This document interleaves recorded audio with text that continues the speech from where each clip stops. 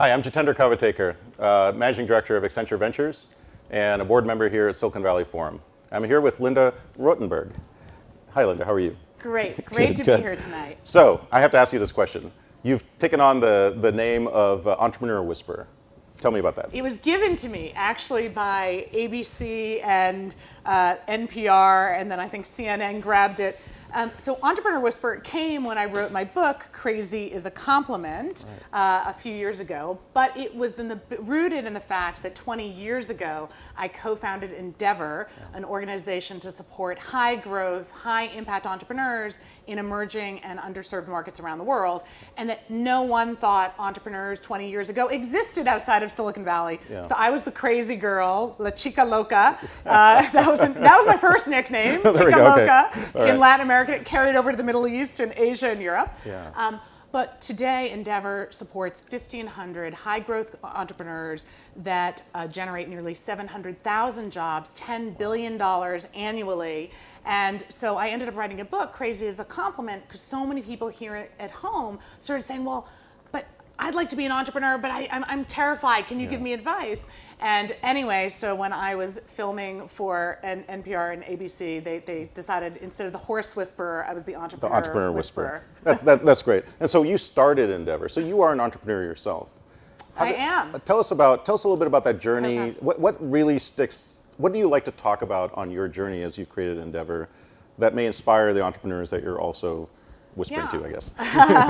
Well, look, I co-founded Endeavor. My co-founder, Peter Kellner, was operationally involved for a semester. He took off a semester of Harvard Business School and then really has been on the board. And I was running Endeavor. This is very common. I see a lot of co-founders, and oftentimes when I see co-CEOs, I'm like, no, it does not work. So one of the things early on, it was like, I'm in charge, I've got to be the CEO. We've got to have clear roles. So I think that when I see entrepreneurs, I've been through a lot of the pitfalls also of managing building boards and trying to fundraise and trying to get people around the crazy idea.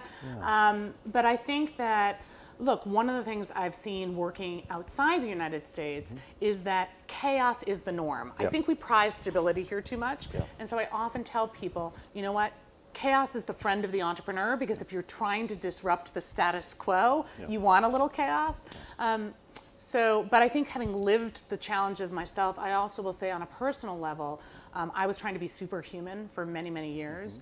And it was only after having twin daughters, my husband got cancer, we were, I was kind of overwhelmed, and I let people in much more than I had. And instead of drawing people further from me or weakening my position, instead they said, oh my God, you're human. Now I'll follow you anywhere. And so my mantra now to entrepreneurs is, instead of being superhuman, we've got to be less super, more human. So entrepreneurship is a truly human activity, and it brings the best out of us and the worst out of us at times, and it just keeps us going. So what is your belief on, is everybody ready to be an entrepreneur? Or are certain personalities or some traits or some locations, give us more entrepreneur than others? I mean, what's the conditions for becoming a strong entrepreneur? Look, I think today everyone has to have the mindset of an entrepreneur. I think everyone needs to take some risk or risk being left behind. Now, entrepreneurs, of course, will say they de-risk risk. They hate risk. They're risk minimizers, not risk maximizers. But the biggest risk is actually leaping off, out of the shower and into the world with your idea to begin with. And so many people are terrified. So I do believe in this changing, chaotic world, no job is safe. We've got to constantly reinvent ourselves. So we all need to think and act like entrepreneurs. Having said that, I think for some people, being a mom and pop or a lifestyle entrepreneur is what they want to do. So for some people, working inside an institution is, people would call them intrapreneurs. I call them skunks, partly because of Lockheed Martin's Skunk Works project, and partly because skunks are supposed to stink up the joint. Right. They cause chaos. I do think to be a high growth, gazelle or unicorn, to be one of those type of entrepreneurs, you have to tolerate a lot of uncertainty. You have to be able to look employees in the eye when you're going to have to cut payroll or make tough decisions. It's a lonely journey often. So I do think from that perspective, if you want to build a high growth company, not everyone is suited for it. You have to know what you're walking into. You have to be ready for, or I guess you have to know what you're walking into on that.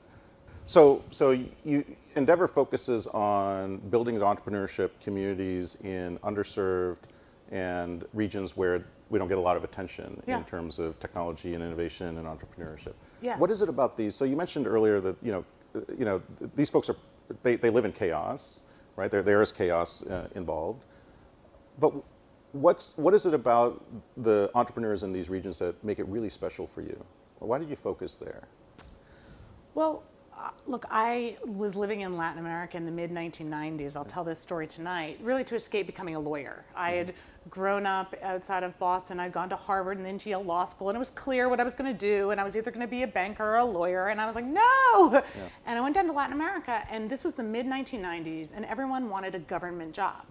I thought, government? What? Who wants a government job? Right. And there was no opportunity. And there wasn't a word I learned from a taxi driver for entrepreneur in Spanish at the time. Today, people want to be an emprendedor. And part of it was there were not self-made role models. So the idea was that if you were not born into one of the top 10 families that got all the private equity, there were no mentors, no networks, no self-made role models. Someone said to me, Steve Jobs, nice story, I don't even have a garage. This doesn't relate to me. So Endeavor was really about what if we find the talent's there. But if you can take that talent, give them access to mentors and networks and smart capital and grow, and then get them to pay it forward, can you create an ecosystem? And really that's what we've seen happen. So we've seen some of our earliest entrepreneurs in places like Argentina and Brazil and Turkey and becoming founder to funder. We have one of our companies in Argentina, I was telling you earlier, today is the highest valued company in all of Argentina. It's Mercado Libre, the eBay of Latin America. And Marcos Galperin's a phenomenal CEO, and the former COO and CFO of Mercado Libre now just raised the top venture capital fund in the region, supporting other entrepreneurs. So we're seeing evidence, and what's great about Silicon Valley is that the Googlers, the PayPalers, the Facebookers all start investing in one another. They give time, they're mentors, they're board members, they're investors. And so creating that culture, it takes a generation, but actually we're seeing these come up much more quickly than we otherwise expected. We're seeing this also at Accenture in Latin America. We're with Kubo, and Guilherme Hornes, who's a celebrated entrepreneur, is one of our folks that's driving that program there. We're seeing this in South Africa, where there's a strong community there that entrepreneurs help other entrepreneurs. It's a really amazing phenomenon that we're seeing, and the world is getting flatter as it relates to, there's human creativity, of course, is everywhere in the world.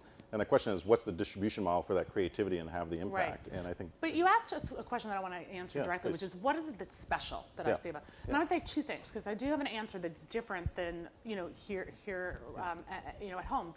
Silicon Valley, you have the magic, you have the intense innovation, which is incredible. But I think two things. One is this idea that we have to train the next generation of entrepreneurs. We have to participate in building the ecosystem. It's not good enough to just focus on our company. So we have entrepreneurs that start training programs to train the first group of engineers in their country. They have a sense of giving back and paying it forward is endemic to building a great company, or they're going to fail. It's not a choice.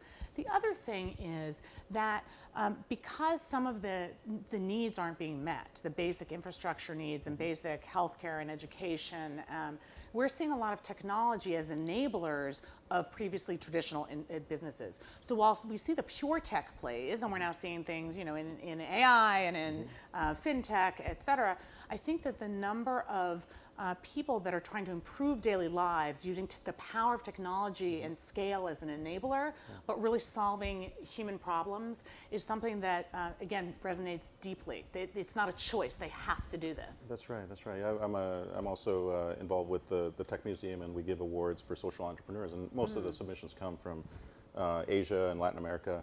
And the practicality of these innovations and the sleek and the kind of tight value that they're providing in a very direct way is really amazing to see. And the entrepreneurs that we see at Endeavor don't label themselves social entrepreneurs. They want to be billion-dollar companies.